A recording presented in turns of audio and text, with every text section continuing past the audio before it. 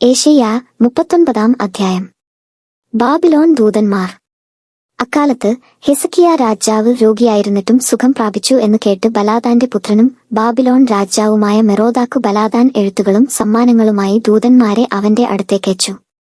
ഹെസക്കിയ അവരെ സ്വീകരിച്ചു.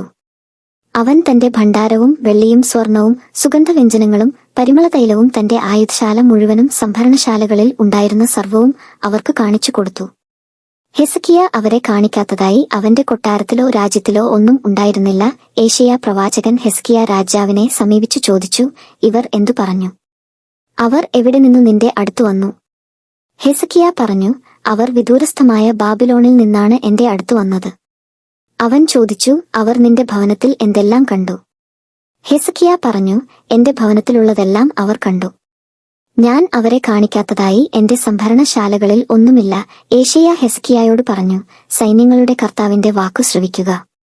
നിന്റെ ഭവനത്തിലുള്ളതും ഇന്നുവരെ നിന്റെ പിതാക്കന്മാർ സമ്പാദിച്ചതുമായ സകലതും ബാബിലോണിലേക്ക് കൊണ്ടുപോകുന്ന ദിനങ്ങൾ വരുന്നു. ഒന്നും അവശേഷിക്കുകയില്ലെന്നു കർത്താവ് അരുളിച്ചെയ്യുന്നു. നിനക്ക് ജനിച്ച നിന്റെ സ്വന്തം പുത്രന്മാരിൽ ചിലരെയും പിടിച്ചുകൊണ്ടുപോകും. ബാബിലോൺ രാജാവിന്റെ കൊട്ടാരത്തിലെ ഷണ്ഡന്മാരായിരിക്കും അവർ. ഹെസക്കിയ ഏശയ്യായോട് പറഞ്ഞു, നീ സംസാരിച്ച കർത്താവിന്റെ വചനങ്ങൾ ശ്രേഷ്ഠമാണ്. എന്തുകൊണ്ടെന്നാൽ അവൻ വിചാരിച്ചു, എന്റെ നാളുകളിൽ സമാധാനവും സുരക്ഷിതത്വവും ഉണ്ടായിരിക്കും.